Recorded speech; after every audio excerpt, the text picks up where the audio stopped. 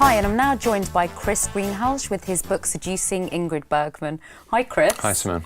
I'm very excited to meet you because you're a little bit of a celebrity in your own right, aren't you? Yeah, a very minor celebrity, I think. Published 3 books of poetry, and there's not much glamour in the poetry, I'm afraid. A novel about Coco Chanel and Igor Stravinsky, which was made into a film, and it was lucky enough to close the Cannes Film Festival in 2009. So that was really cool. That was pretty cool, yeah. And so after that, you decided to write another romance, an unwritten romance. Not many people knew about this, but Ingrid Bergman, Hollywood actress in the was she in the 1940s? Yeah, mostly late 1930s, 40s, mostly, yes. And she's most well known for Casablanca. Casablanca, the big film, and it's anniversary this year. It is. The release, yeah. Yes. And she obviously had quite an innocent image in film, but behind the scenes she was up to other things, wasn't she? And this is what your book's about. Yeah, well, she was a complex woman. She lost her mother when she was 3. Her father died when she was 13, 14. So she was orphaned at quite an early age. She grew up in the Stockholm theatre, and there she was picked up by the Swedish film industry. And an agent from Hollywood happened to see her in an obscure Swedish film. And she was brought over to Hollywood. And by this stage, she was already married. She married at 19. In some ways, I think her husband, who was 10 years older than her, probably, perhaps, psychologically replaced her as a bit of a father figure. Yeah. She had a child very young, so already by 1945 she had a 6-7-year-old child. Wow. And then suddenly the war ends and she's liberated because she goes to Paris and to Berlin to entertain the troops. And there, away from the gaze of the Hollywood studios and away from the gaze of her husband, she meets the charismatic figure of Robert Capa. And obviously Robert Capa was quite an interesting character himself. He was a war photographer at the time, quite a famous one. Very famous. He founded Magnum with Henri Cartier-Bresson. He was a fond drinker of champagne, so that's where Magnum came at. But if you've ever seen Steven Spielberg's film, Saving Private Ryan, basically the first 20 minutes of that film, Spielberg says, are based on Capa's photographs. He was brave, reckless, fearless, and he was in the first wave of the D-Day landings. He was in the first wave of paratroop. He even never taken a parachute jump before. He jumped out of a plane with the rest of the troops. So he was completely reckless, a bit mad, actually. But you can imagine Bergman coming over, having acted a lot in terms of, films about war like Casablanca, but suddenly she meets the real thing. Yeah. And here he is with all these stories about the war, and I think he was smitten by her good looks and she was smitten by his personality and charisma. And the way they met was it was amazing, actually. It reminds me of, well, not exactly Notting Hill, but it's like a normal guy meets this amazing movie star, because obviously in those days, movie stars were even more larger than life than they are now. I mean, Ingrid Bergman would have been considered to be absolutely massive, and for her to, because he invites her for a drink, doesn't he? Is that how it all happens? Well, he was, the war's over, so actually he's unemployed. He doesn't have a job, and he's drowning his sorrows in the bar in the Ritz in Paris, as one does. Yes. And in walks Ingrid Bergman. She's on her way to Berlin. She's staying the night in Paris. And he sees her walk through with her entourage, and he's just kind of, bewitched by her beauty. And mischievously, he grabs a bit of paper and a pencil, and he writes her a note, and he says, I can't afford dinner and flowers. I tossed a coin, dinner won, I'll pick you up at 6:30. And he bribes a bellboy to shove the note under her door. It's a bit gutsy of him, isn't it? Very gutsy, yeah. He had a moment of, bravado there, didn't he? Because he was egged on by his friend, wasn't he? He was by Owen Shaw, he was. But the amazing thing is she answered and she said, OK. That's what I find so amazing. Like, why did... Well, she wouldn't have known. I suppose she's just arrived in Paris. Yeah. You arrive in Paris, and what do you want to do? Do you want to stay in your hotel room for the night? I mean, she's, it's probably the first time she'd been in Paris. So she obviously wanted to go out, and there's Capa, a willing host, who's going to take her to all the nightclubs and to Maxime's for dinner, and he wined and dined her that evening, and basically they fell in love. Can we hear more after the break? Absolutely. We'll be back with more Loaded Chick Lit after the break.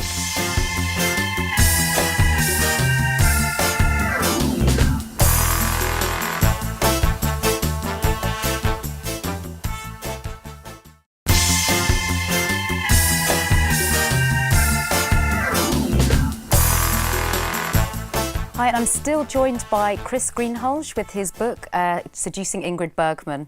Do you think Robert Capa thought that it would ever extend past that time in France, you know, with the passionate first initial spark of a romance? Do you think he thought it would lead back to Hollywood after that? I don't think he did, you know. I mean, one of the interesting things about Capa, everybody says he never thought about tomorrow. As a war photographer, he always had a bag packed, always. And he lived out of a suitcase, and I don't think he ever thought about tomorrow. And most of the money he got, he gambled straight away or drank. Why do you think he was like that, actually? He's a very complex character, because he had a very interesting upbringing and life. His backgrounds, he's partly Jewish, wasn't he? So obviously Jewish, Hungarian. the war. He was exiled from Hungary, beaten up by a fascist policeman and told to get out of the country at the age of 17, which he did.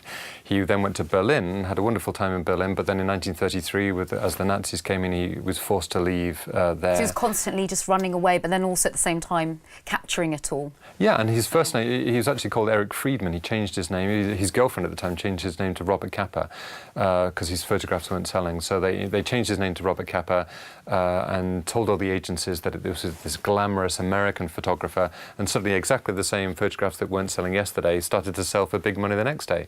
So, but I suppose also today we'd probably look at his life, his womanizing, his drinking, his gambling, and we'd probably label it post-traumatic stress disorder. I mean, this is a man who was covering the Chinese-Japanese War, murderous Mexican general elections, covered the entire Spanish Civil War, 5 years of the Second World War without a break. So the kind of trauma he went through and the horrors he saw, it affected him definitely in his life. And I think emotionally he was just...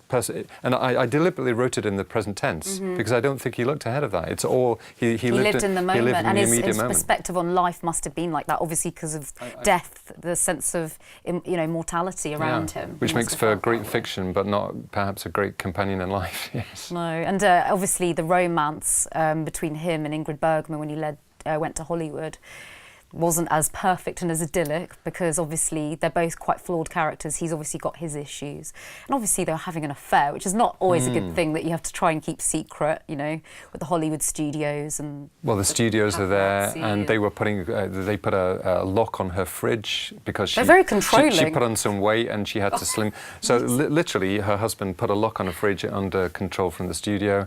So she was completely controlled by the Hollywood moguls and her husband, who was also her manager as well as her husband. So the times they could meet together were pretty rare. In fact, the only times they could meet were on the set. She make sure that he was hired by Hitchcock to take all the still photographs on the set of Notorious. And so all the still photographs you see of that film are taken by him.